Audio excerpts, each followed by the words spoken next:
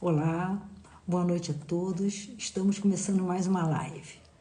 E hoje o tema da nossa live é a relação entre hierarquização dos valores e o rinoceronte.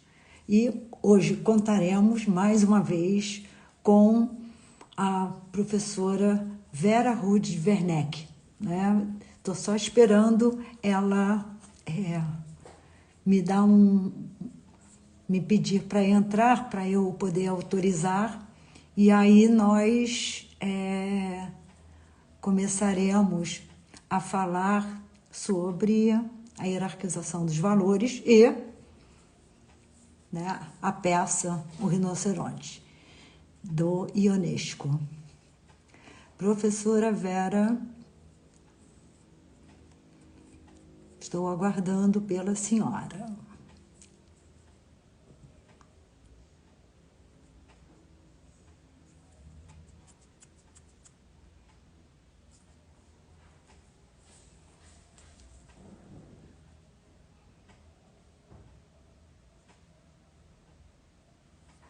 Gente, 2 minutinhos, que eu estou só aguardando a professora Vera Rude Werneck, porque para nós fazermos a live juntas, ela vai precisar pedir a minha autorização para eu poder autorizar ela a entrar, né?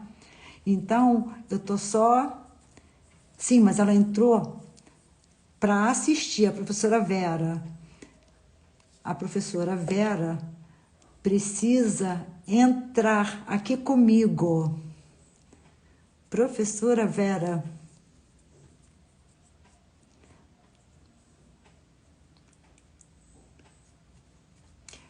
Entenderam? A professora Vera já entrou, a professora Vera entrou, mas eu preciso só que ela entre, me peça autorização para eu poder dividir a tela com ela e nós começarmos a nossa live.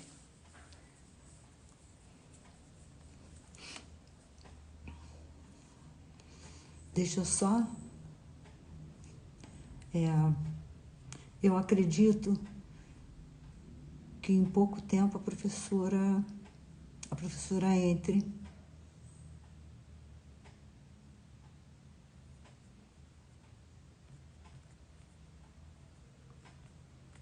Bem, enquanto a professora não entra, eu não sei se vocês perceberam, mas eu estou de óculos novo. Eu tive um problema de vista complicado, uma infecção, e o grau estava muito maior. A infecção foi curada e agora eu estou com meus óculos novos. Não precisamos dizer...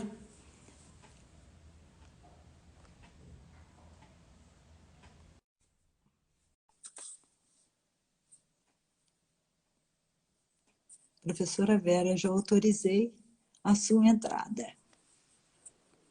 Oi, professora. Tudo bem? Tudo bem, a senhora? Tudo certo, tudo bem. Que ótimo, professora. Eu estava falando, ainda há pouco, que a infecção já foi sanada e agora eu estou de óculos novo, né? Os óculos são novos e a lente mais forte. Agora eu estou enxergando tudo, professora, nada passa mais. Que bom, isso é ótimo. Bem, gente, bonito óculos novo aí. muito obrigada.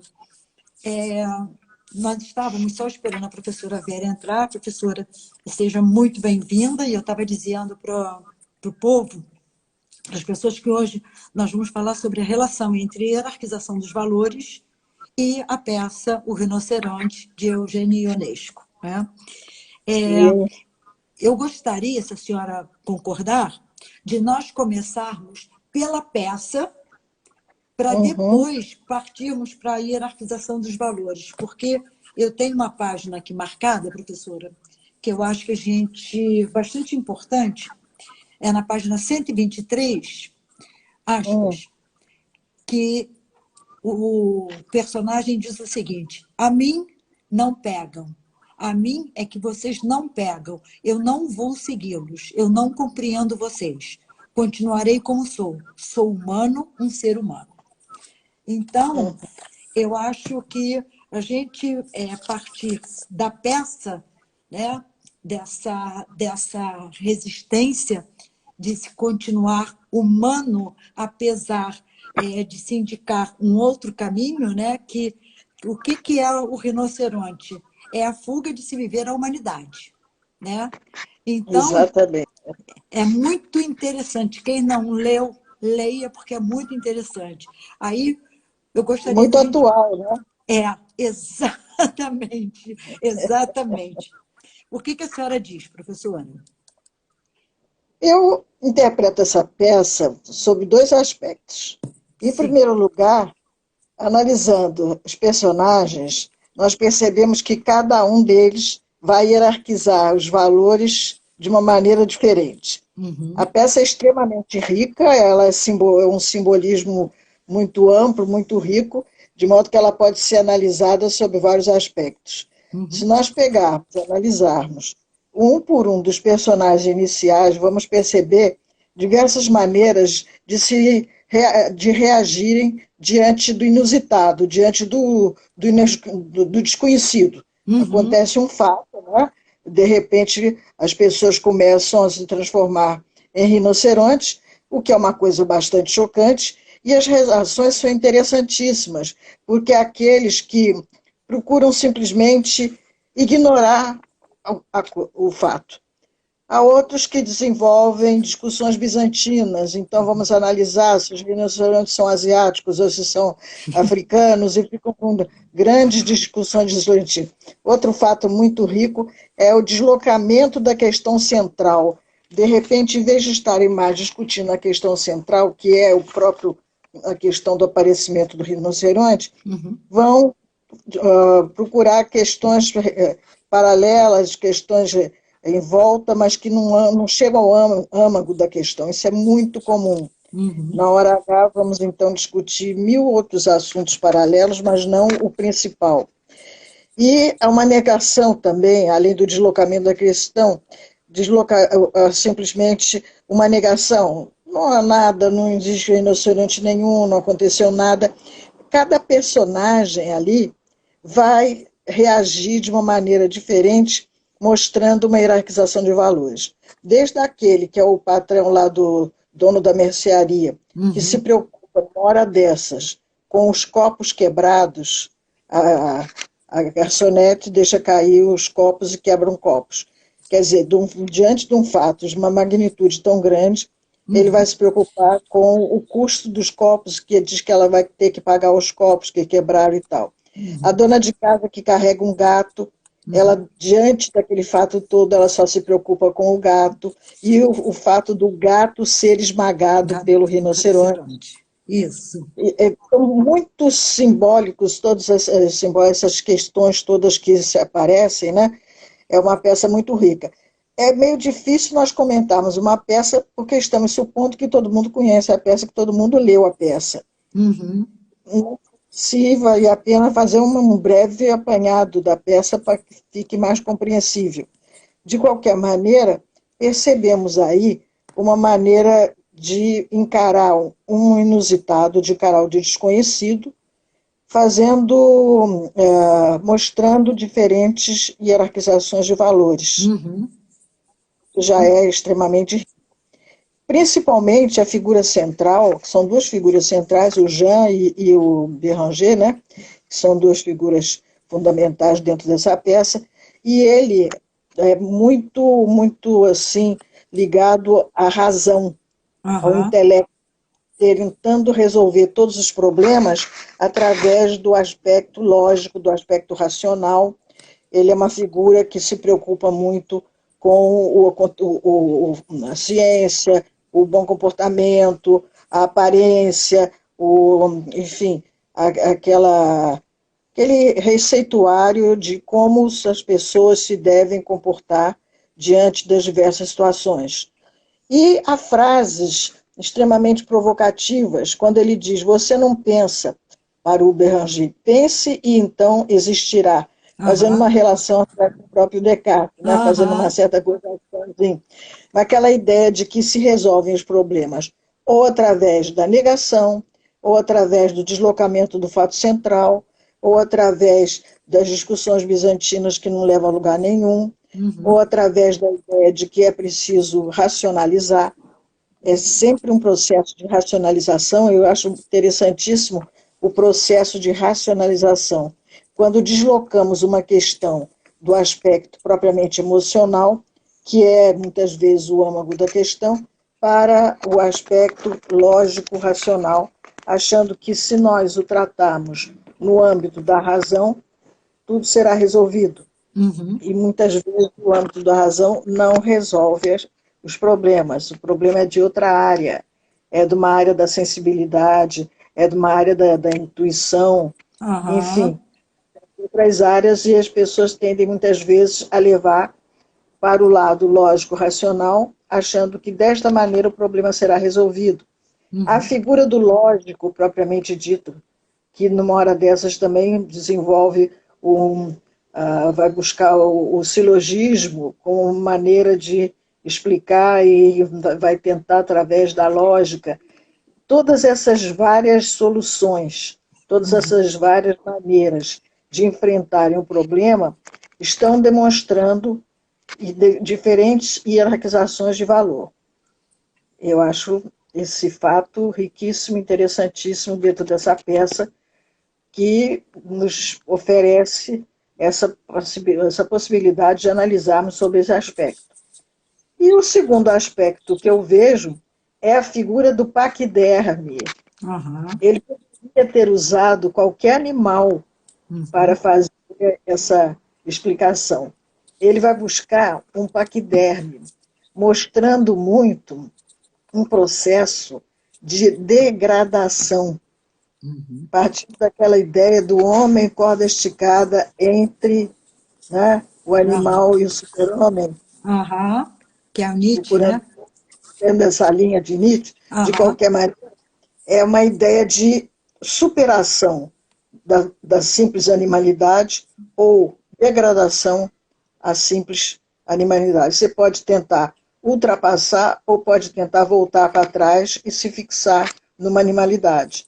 E ele vai escolher, com muita felicidade, um paquiderme extremamente materializado, mostrando que há uma tentação muito forte que vai se mostrando a cada um dos personagens de desistir, desertar. Eu acho que o termo mais adequado é esse, desertar de um plano propriamente humano para se animalizar e, com isso, sentir uma vida mais fácil. A palavra prazer aparece várias vezes. Realmente é muito mais fácil viver a animalidade do que a humanidade. E muito mais difícil ainda a espiritualidade. Quanto mais animalizado, mais fácil, mais degradado, menos humano. É uma tentação forte. E a pessoa se nota essa tentação, que vai se abatendo sobre cada um, e vai havendo uma deserção, assim, paulatina. A cada momento, um deles vai desistindo, e pouco a pouco vai havendo uma transformação daqueles seres humanos simplesmente em rinocerontes.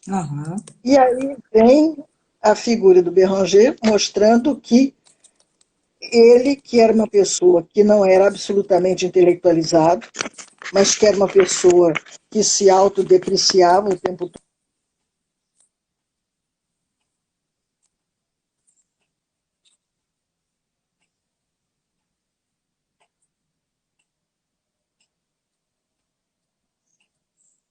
Professora, a senhora, para mim, congelou. Eu não sei se a minha... sim. Não, a senhora tinha congelado. Pode continuar, professora, por favor. Ele procura, pelo autoconhecimento, manter a noção da dignidade da pessoa humana. É uma peça que foi escrita, segundo alguns intérpretes, contra o nazismo, e o fato que ele focaliza muito é por que as pessoas se convencem tão rapidamente e seguem tão rapidamente determinados condicionamentos. Né? Hoje nós temos até a figura daquele que procura conduzir as massas, né? são influenciadores, não é isso? Influenciadores, eu acho até interessante esse termo. Como é que uma pessoa pode ser designada como influenciadora? Aham. Uhum. Porque a influência é sempre uma coisa meio velada. E aqui não é velada, ele se autodeclara, eu sou influenciador digital, até Aham. procuro conduzir as mentes das pessoas. Bom, e essa peça foi feita muito antes de se ter a difusão tão forte pela mídia, pelos meios de comunicação social que se tem hoje. De modo que eu acho que ele foi, assim, extremamente feliz ao perceber que, primeiramente, as pessoas, diante de um fato tão impressionante, tão grave, que deveria sim parar toda a sua vida social, de repente uma pessoa se transformar em rinoceronte não é exatamente um fato corriqueiro. Aham. E fato assim grandioso, esses fatos marcantes, acontece até hoje.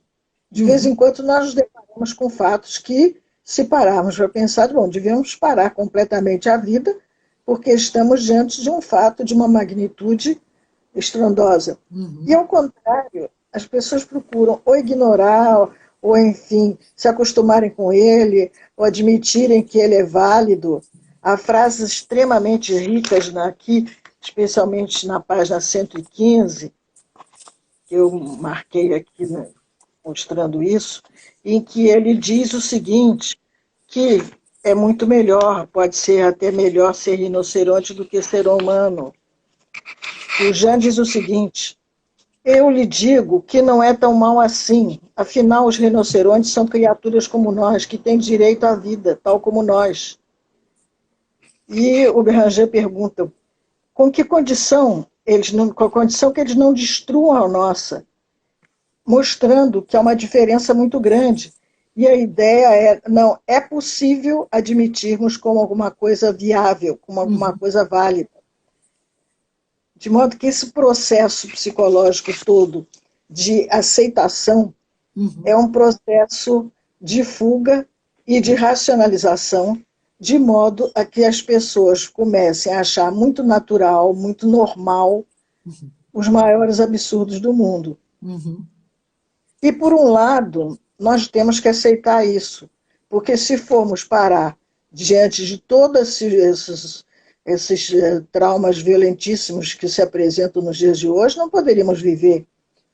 Uhum. Então, é um paradoxo, né? Por um lado, nós nos acostumamos com muita facilidade com cenas terríveis, com fatos terríveis, assistimos na televisão notícias impactantes, notícias extremamente violentas e continuamos tranquilamente o nosso jantar. Aham. É assim mesmo. Agora, o que eu acho, professora, dessa peça, que eu acho primeiro que é uma peça de 1960, né? Interessantíssima, né? É, Interessantíssima. Foi depois, de fato, da Segunda Guerra Mundial, né? Que terminou em 45. foi Mas feito em 59. foi escrita em 59. Aí, mas foi passada para a língua portuguesa em 60, né? Ela foi inclusive encenada aqui no Brasil por Jean Paul Barrault. É. E em Portugal em 1960. Muito interessante. É, Mas o que me chama a atenção, professora, é que é, a peça tem muito a ver com tudo aquilo não, com muito do que a psicanálise fala.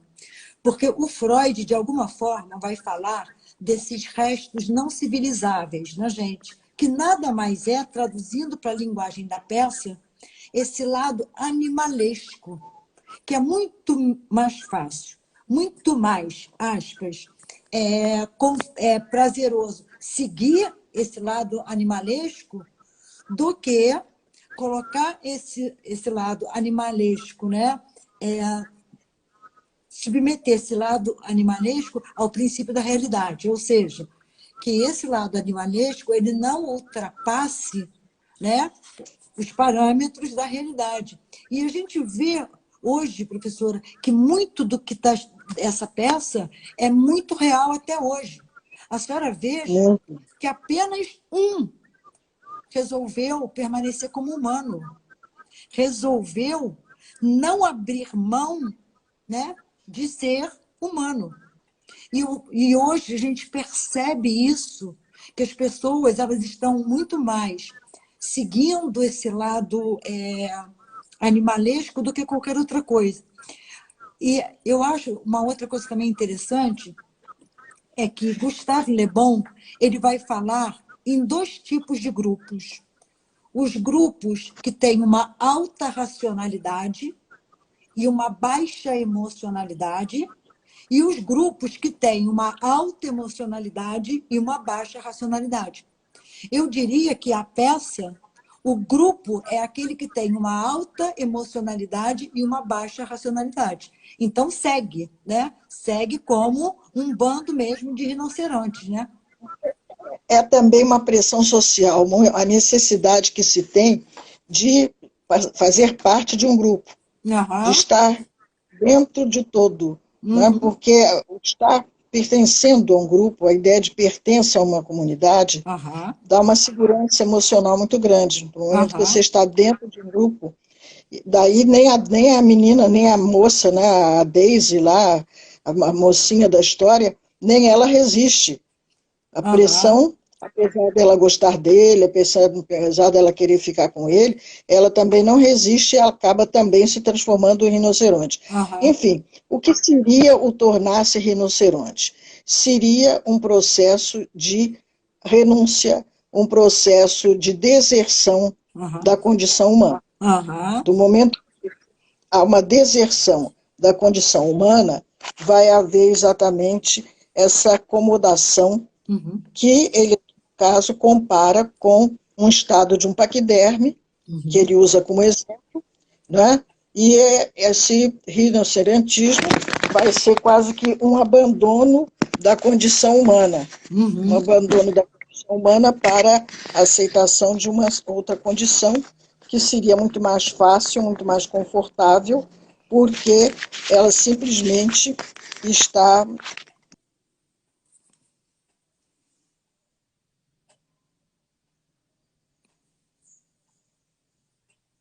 Gente, eu acho que a professora Vera caiu. Daqui a pouquinho ela volta.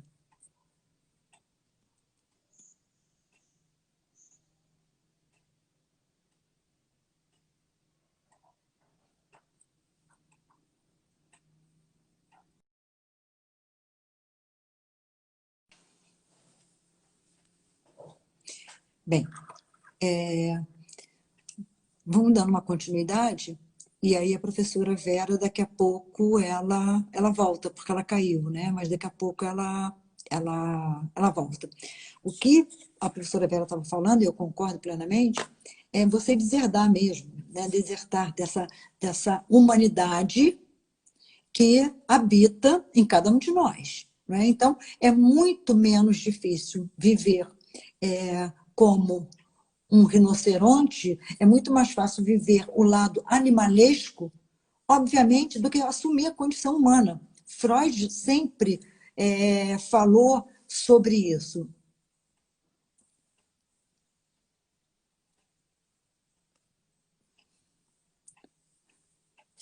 Só um minutinho que eu botei a professora Vera de volta. Entrou. Sem dúvida, exatamente. É isso que ele procura mostrar aqui. Essa ideia de fuga, a ideia da deserção, que é uma tentação, não há a menor dúvida que é uma tentação. E ele acaba sozinho, numa situação de solidão, porque ele acaba sozinho, sem ceder, e ele diz, eu não cedo, eu não resisto, não vou ceder de maneira nenhuma. E aqui que eu acho também bastante interessante, é que as pessoas em geral opõem a animalidade à racionalidade. Como se a inteligência, a razão, o conhecimento, no plano meramente intelectual, fosse a característica da humanidade. Que é uma resposta bem clássica, né? O homem é um animal racional. Ele aqui não faz isso, não. Ele aqui entra muito mais numa linha de uma sensibilidade. O que caracteriza o Béranger não é a inteligência nem a racionalidade, é a sensibilidade. Uhum. Ele vai falar em amizade, ele vai visitar o outro lá quando fica doente, enfim, ele mostra que ele tem uma sensibilidade, mas ele não é uma pessoa culta, não é uma pessoa universitária, não é uma pessoa inteligente, não é uma pessoa lógica, absolutamente. Uhum. Nada contra esse tipo de procedimento, mas na peça ele faz alguma coisa que não é comum, porque o mais comum é fazer a oposição animalidade e racionalidade. Uhum. A razão é a característica máxima da humanidade. Aqui ele não faz isso não, não é a razão a característica máxima da humanidade. É aquela poesia da Adélia Prado que eu gosto muito. Minha mãe pensava que o conhecimento fosse o máximo da vida e não é a sensibilidade, a capacidade do sentir. Uhum. Aqui nessa peça ele caracteriza como sendo a capacidade do sentir, que é o que marca a humanidade do Béranger. Eu acho isso também extremamente interessante, porque há sempre aquela ideia de que as pessoas só se realizam se chegarem à universidade, que é alguma coisa que eu ponho muito em dúvida. Uhum. Eu cheguei a trabalhar, fiz um trabalhozinho sobre o ensino médio, que eu considero assim que deve ser o ponto alto, para que as pessoas abram novas frentes de capacidade humana, mas que não fiquem com aquela ideia de que tem que ter a titulação universitária para serem alguém na vida. Não, você pode ser alguém na vida sem esse nível de conhecimento, nada contra ele também, mas não é por aí, a meu ver, porque é um reducionismo e uma forma de racionalização que a peça nega, porque a figura principal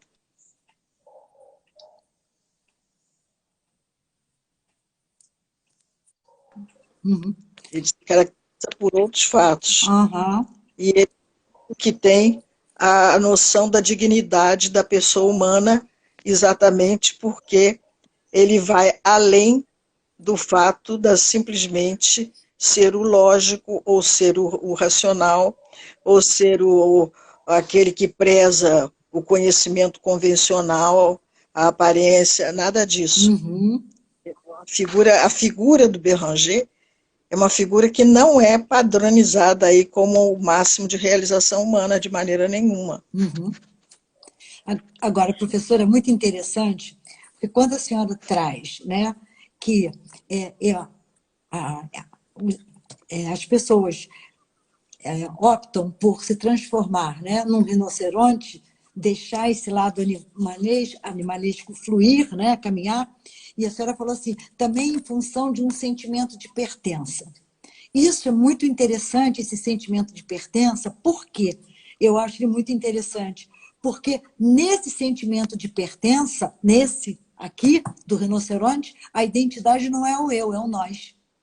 Nós nos tornamos rinocerontes, né? E esse sentimento de pertença, ele pode também acontecer, mas no eu. Eu pertenço à raça humana, eu tenho esse sentimento, né? Mas não é o nós, que aí não há mais, aí não se pensa mais na autonomia, né? Onde a identidade é o nós. Porque também aí um anula o outro, não há culpa, porque a culpa fica um resolve o problema do outro. Quando a culpa é de todos, não é de ninguém. Exatamente. Fica anulada no todo. Né? Exatamente. Quando se faz-se pronto. Então é assim, então a culpa não é de ninguém. Exatamente. Que a solução é os problemas. Um joga para o outro a responsabilidade e fica por isso mesmo. Vide, né? Os arrastões, os pichadores, raramente tem um eu. Não precisa, né? Só isso, não. Soluções assim governamentais. A culpa é do governo. Quem é o governo? O governo não é uma entidade que se defina, de modo que não fica para ninguém. É muito cômodo quando você diz é de todos, a culpa é de todos, ou seja, não é de ninguém. Outra, essa ideia da pessoa se anular dentro de um todo é bastante confortável também. E contra isso, o próprio Béranger vai dizer, não, nós não somos um todo, eu sou eu com a minha identidade e responsabilidade das minhas ações. Isso, E aqui isso. também nessa página 116, há um diálogozinho pequeno que é muito rico. O Jean diz, moral, lá vem a moral, estou farto da moral, é linda a moral, é preciso ir além da moral. E o Béranger, e o que é que você põe no lugar dela? O Jean, a natureza. A natureza, o Jean, a natureza tem suas leis, a moral é antinatural. E ele então vai retrucar. Se bem, estou compreendendo bem, você quer trocar a lei moral pela lei da selva. E esse ponto também é outro interessante, que esse homem também teve assim uma intuição do futuro. A ideia do que seja natureza. Aham. A natureza humana não é a natureza simplesmente da vegetais e animais. Uhum.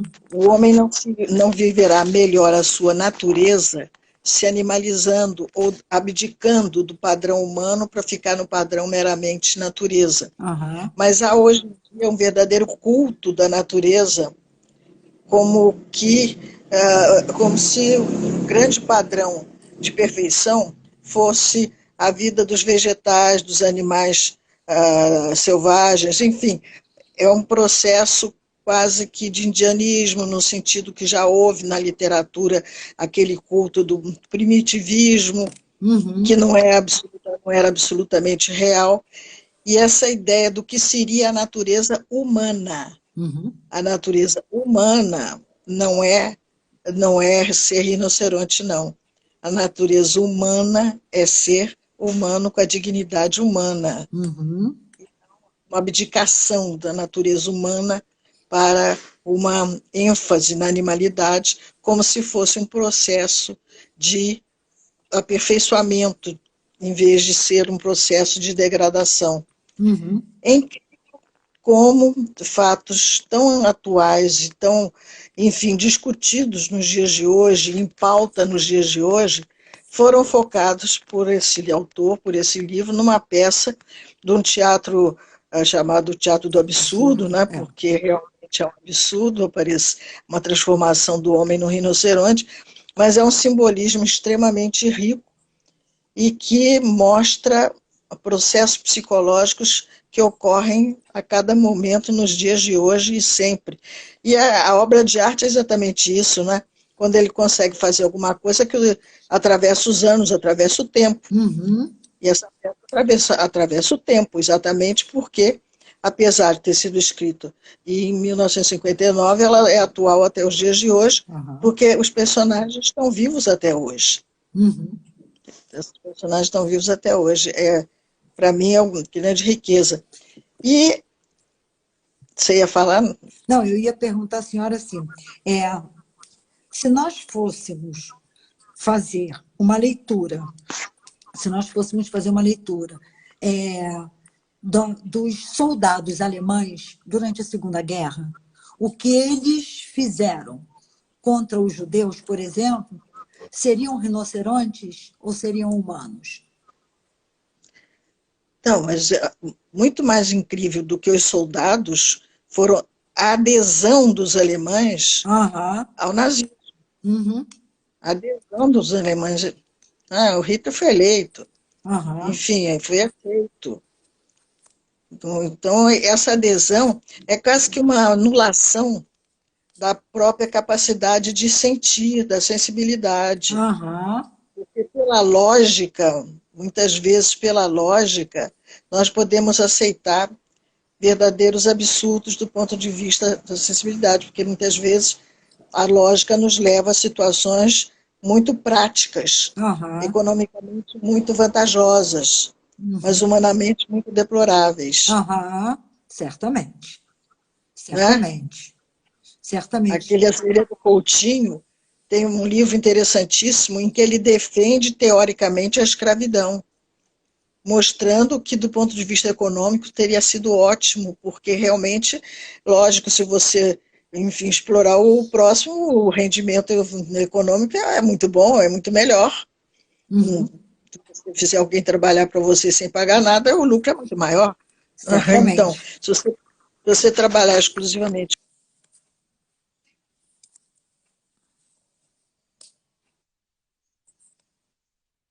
da praticidade, você vai acabar tendo situações bastante absurdas, bastante chocantes. E aí ele vai caracterizar o homem não só pela sua racionalidade, mas pela sua capacidade de compreensão da sua dignidade. O que vai caracterizar aí a figura do Béranger é a noção da dignidade, quando ele diz, não, eu sou humano, eu não significa que eu sou culto, inteligente, racional, prático, lógico, nada disso. O que é bastante inusitado, porque muito frequentemente dentro da escala de valores mais comum, mais aceita, tem-se aquela ideia de que o homem se caracteriza pela sua capacidade de inteligência, de compreensão, de racionalidade. Ela existe e ela caracteriza também, inclusive ela permite o juízo de valor. Mas mais do que isso, ele é um ser que tem capacidade de sentir, tem capacidade de perceber a sua dignidade. Eu acho que o grande mérito desse livro é ter posto essa questão em pauta e ter posto como oposição a isso, a característica humana, o paquiderme. Porque quando eu estava pensando nesse tema, não é, professora, no que eu pensei, né? Uma comunidade inteira, não é, acontecendo essa transformação, é como a senhora falou, uma pensa no gato que foi pisado pelo rinoceronte, o outro, cada um pensa numa coisa diferente, né? Está preocupado com uma coisa diferente, a transformação acontece e a minha questão seria o seguinte: qual seria, segundo o entendimento da senhora, a escala de valores daqueles que, né, se transformaram no paquiderme, e qual seria a escala de valor daquele que, né, decidiu permanecer humano, se descobre e opta pela humanidade, por permanecer humano? Dentro daquela praça, né, inicial, em que nós vemos os diversos personagens, nós percebemos que todos eles estão preocupados com problemas muito, muito diminutos, problemas muito imediatos. O gato que morreu, os copos quebrados, o prejuízo dos copos, né? O horário do trabalho, o cumprimento do horário de trabalho, o funcionário que chega atrasado. Enfim, todos nós, evidentemente, nos preocupamos com questões. A vida é feita de questões pequenas, nós não passamos o dia inteiro filosofando. Todos nós estamos preocupados com problemas domésticos, com problemas menores, com problemas do dia a dia. Só que esse problema não pode ser o principal na escala dos valores. Os pequenos problemas são postos como fundamentais na escala de valores, quando eles assumem postos importantes dentro da escala de valores, eles não se sustentam. Eles não têm escopo suficiente para justificarem a vida. Então, no momento em que aparece uma primeira dificuldade que apareceu ali, né, de repente, ninguém sabia o que ia acontecer com aqueles rinocerontes, aí a própria mulher descobre que o marido tinha virado rinoceronte, e ela aceita, e ela vai com ele, e se transforma também. Na falta de razões suficientes para aguentar aquela vida, o processo normal seria: vamos aceitar o que a maioria quer. O critério de normalidade, o critério de valor passa a ser o quê?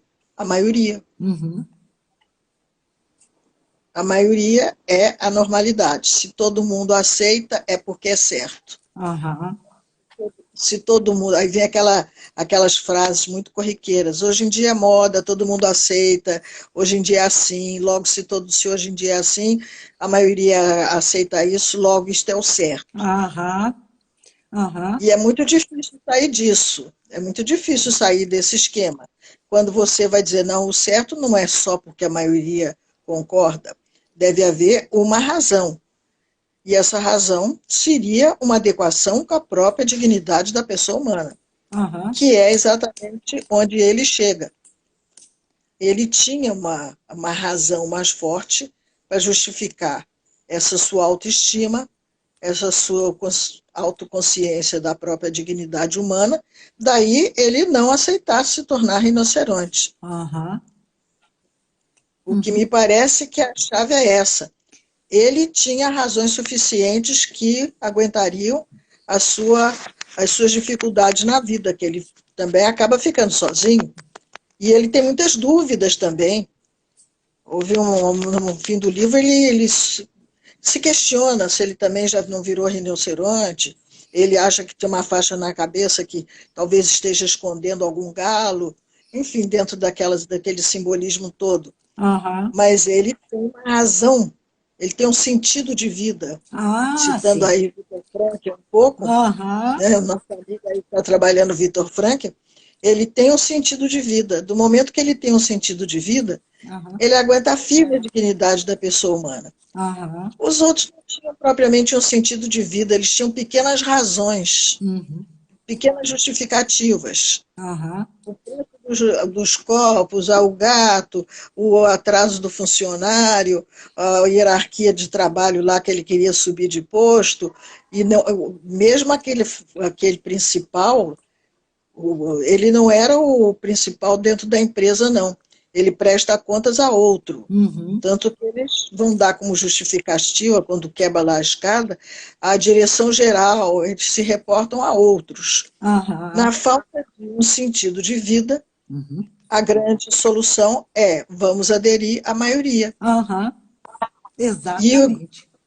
e o grande valor, o grande critério de verdade passa a ser a maioria, que é exatamente tornar-se rinoceronte dentro Aham, da simbologia aqui do Ionesco, né? aham. A grande simbologia, para mim, é essa, minha leitura é essa. A minha Não sei também. se você concorda. Concordo. A senhora lembra, professora, aquela definição que a senhora deu de democracia, que eu acho que foi dada pelo Rousseau, a vontade de todos e a vontade geral, a senhora lembra? Sim, sim, sim, claro. Que é, no caso, né, a mesma coisa quando eles resolvem se tornar rinoceronte, porque a maioria estava se tornando rinoceronte, né? É a vontade de todos, mas não é a vontade geral, né? É a vontade de Exatamente. todos. É aquilo que a maioria acha bom naquele momento, naquelas circunstâncias, mas não é exatamente o que é adequado para o aprimoramento da humanidade do homem. Aham, exatamente, porque aí, nesse momento, se cede a esses impulsos, aspas, animalescos, né? No que ele se Pode, torna um eu não paquiderme. sei se são animalesco aqui, não sei nem se é o problema, não é o fato de ser animalesco. Ele usa um paquiderme, por exemplo, mas é o fato de ceder, anular-se dentro do todo. Ah, sim, não. Animalesco na psicanálise é isso. Né? É É, quando a pessoa se anula exatamente isso. Não é por ser um paquiderme, podia ser qualquer outra coisa, uma caneca, é, né? É o sentido de é, anulação mesmo da anulação da humanidade, própria individualidade da dentro de um todo autonomia. Aham, que protege, que desculpa, enfim, facilita as coisas e tal. Porque quando se fala todo mundo, não é ninguém. aham, Todo uhum, mundo faz, ou seja, eu também posso fazer e estou justificado.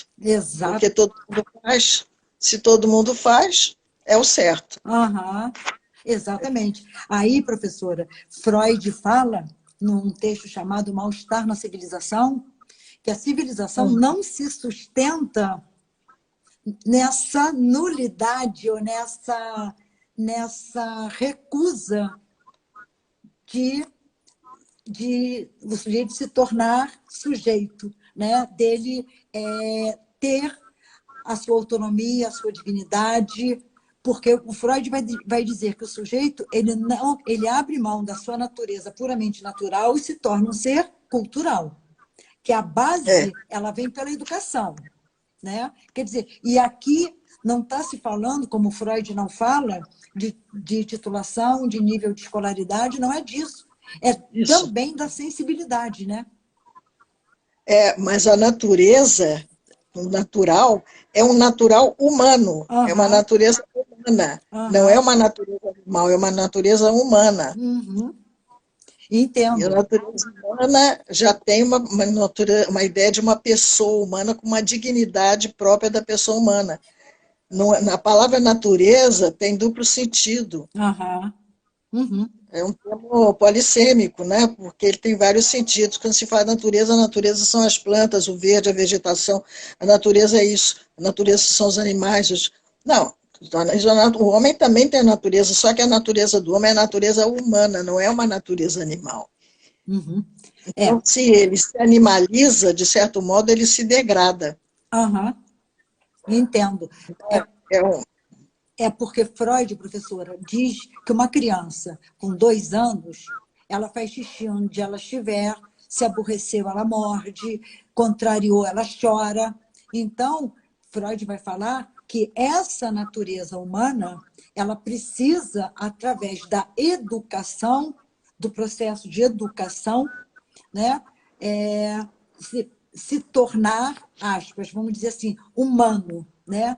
Que aí seria bastante interessante, porque ele vai dizer que não é uma natureza animalesca, mas se essa natureza humana não for educada, o que pode acontecer? Porque a criança procura um banheiro, não é natural dela procurar banheiro. Não é Sim, mas natural dela ela não por morder. mais que ela não procure um banheiro, um bebê de um mês é o mesmo tamanho de um gatinho, mas ela não é um gatinho, ela é um bebê, ela é um ser humano. Ela Exatamente. pode estar ainda de uma maneira virtual, em processo, mas ela não se confunde com nenhum outro animal, não. Ela é humana, por mais que ela tenha aquele tamanho muito pequeno, muito diminuto, né? Por mais que ela não ande, não faça nada, mas ela já é potencialmente. Aí você volta ao potenciato, mas ela potencialmente, Eu ia aí ela mesmo. já é, Eu ia aí. ela já é um ser humano, não se confunde de maneira nenhuma. Ela já tem uma dignidade própria, que lhe dá todos os direitos, apesar de ainda não poder exercê-los plenamente, de maneira nenhuma, né? Então, eu acho que realmente essa ideia da dignidade que ele mostra nessa peça, ela poderia ser muito mais explorada, porque realmente ela se presta a muitas reflexões, é uma peça que se presta a muita reflexão. E essa ideia de fuga dentro do todo, de anulação da individualidade, e ela hoje em dia é muito facilitada. Pela mídia, né, professora, por exemplo? Até da mídia. Ela facilita essa ideia de vamos ver o que a maioria quer, vamos ver enfim, o que está no momento sendo considerado o certo, o válido. E é uma posição também bastante confortável, né? Porque a pessoa quase que consegue ultrapassar a ideia da própria responsabilidade. Ela Sim. não se sente responsável. É Porque, assim, ponto final, e exatamente. E vamos seguir as ordens que vêm cada vez mais fortes de uma mídia, de um governo, de uma televisão, enfim, e a pessoa se anula. E com isso ela se sente, de certo modo, protegida. Exatamente. E na psicologia social, professora, tem inclusive uma teoria que diz que eu vou chamar de massa, né? Que nessa massa tem sempre aquele que protege o grupo de opiniões diferentes, de opiniões críticas, né? Então, por quê? Para ficar sempre unanimidade, mas não é uma unanimidade. É um que fala e todos aderem. Então, qualquer opinião contrária né, tem um sempre que vai proteger. E a gente, se a senhora for acompanhar, fazer um percurso na história da humanidade, há quantos anos isso acontece e por quantos anos isso ainda vai continuar acontecendo, né? Isso sempre houve, né? Sempre Aham. houve. É próprio da psicologia humana. Só que a tecnologia, de certo modo, facilita essa anulação da própria personalidade. A personalidade quase que fica assim, esmaecida dentro de um todo. Uhum. É, Difícil as pessoas se caracterizarem por terem uma personalidade um pouco diferente. eu acho. Quanto mais Ah, igual, quanto mais, enfim, homogêneo o grupo, mais fácil, melhor. Há um lado positivo nisso, não há a menor dúvida que há.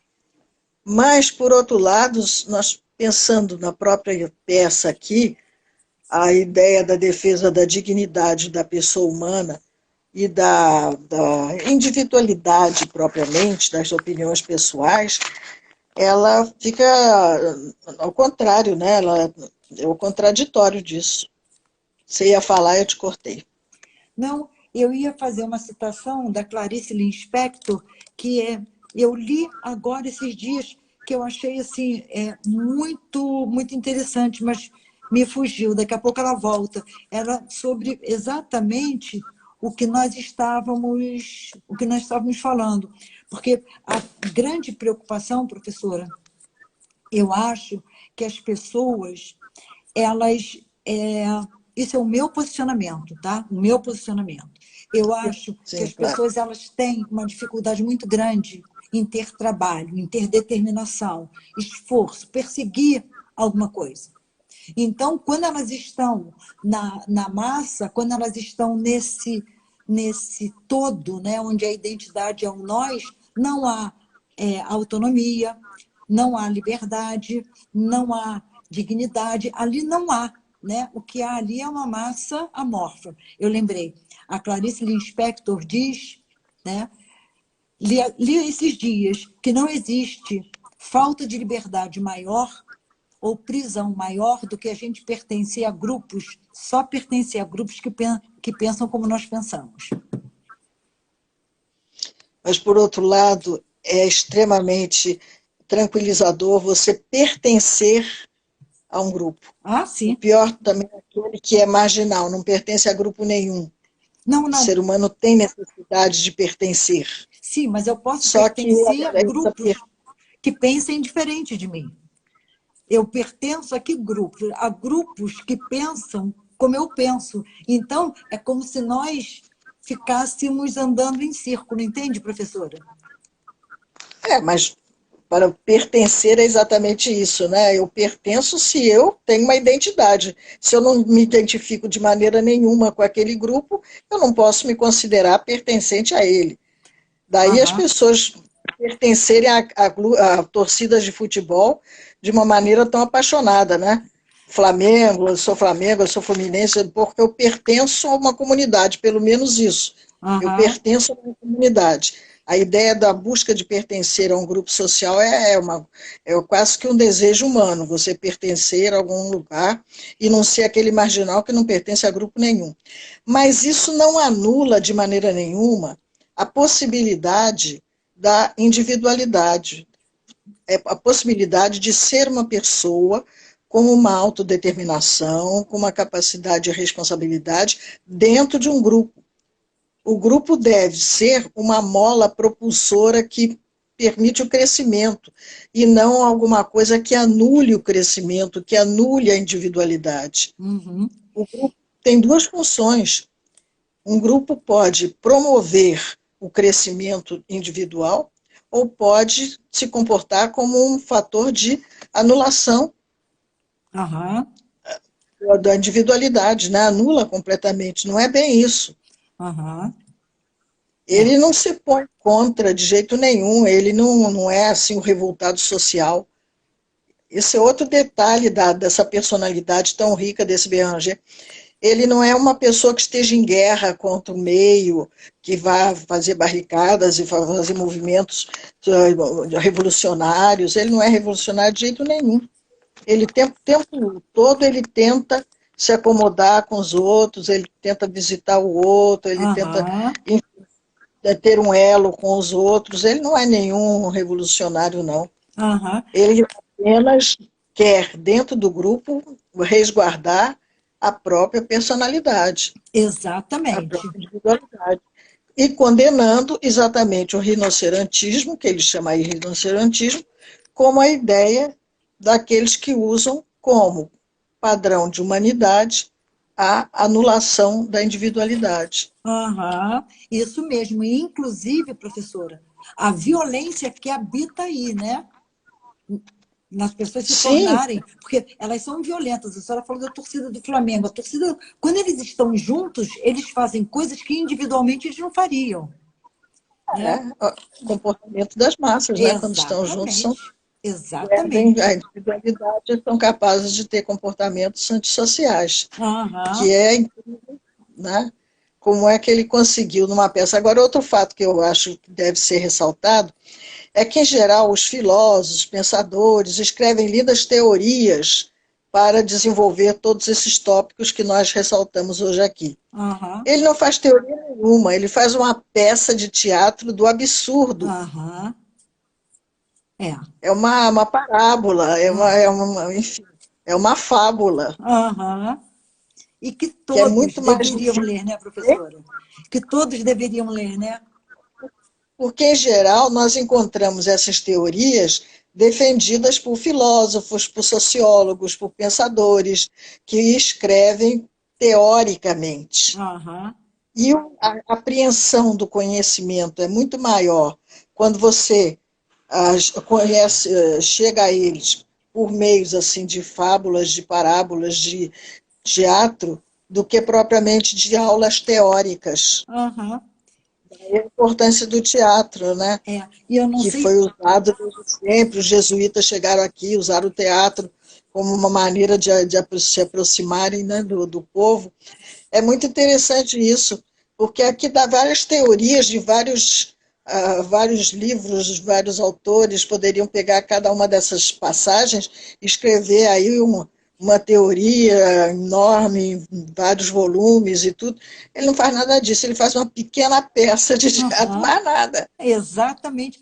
E é interessante a forma com que ele escreve, professora, porque a senhora lendo, parece que as cenas, né, vão passando mesmo. O rinoceronte. Inclusive, acontece simultaneamente.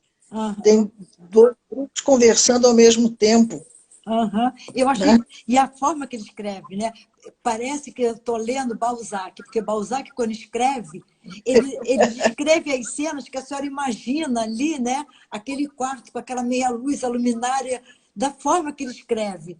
E esse livro, conforme vai se lendo, parece que a gente vê, né, a pata do rinoceronte em cima do gatinho. Olha, eu acho assim. Mas os rinocerontes fazem barulho, eles, eles assustam, né? É, Eles também andam em bandos, né?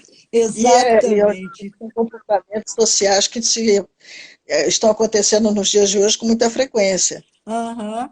E E o um outro rinoceronte. detalhe também, muito bom, professora, desse livro, é que tem uma hora que é perguntado se não seria, eu acho que um delírio coletivo, né? Um surto coletivo, É, né? Quer dizer, será coletivo, exatamente. E que hoje também se faz isso, né, professora? não tem, Essa questão enfim, do surto coletivo, né? mas esse rinocerontismo acabou ficando assim como um, um registro, né? O rinocerontismo seria o quê? Aham, Seria exatamente essa abdicação da dignidade da pessoa humana para uma anulação da individualidade dentro de um todo que passaria a ser um referencial. Não é tanto pelo paquiderme. Isso do meu ponto de vista, cada um aham. está aí fazendo. Eu estou fazendo apenas a minha interpretação, que não deve ser a certa absolutamente, mas de qualquer maneira é uma. Mas, de qualquer maneira, esse fato dele escolher esse paquiderme é extremamente rico. E o fato deles não ser um rinoceronte só, Uhum. são vários. Aham. E eles vão aumentando de número. E chega um momento em que ela diz, mas nós ainda somos a maioria. E depois, no momento seguinte, ela diz, nós não somos mais a maioria. É. Mas agora somos a minoria. Aham. Exatamente. Essa questão da maioria.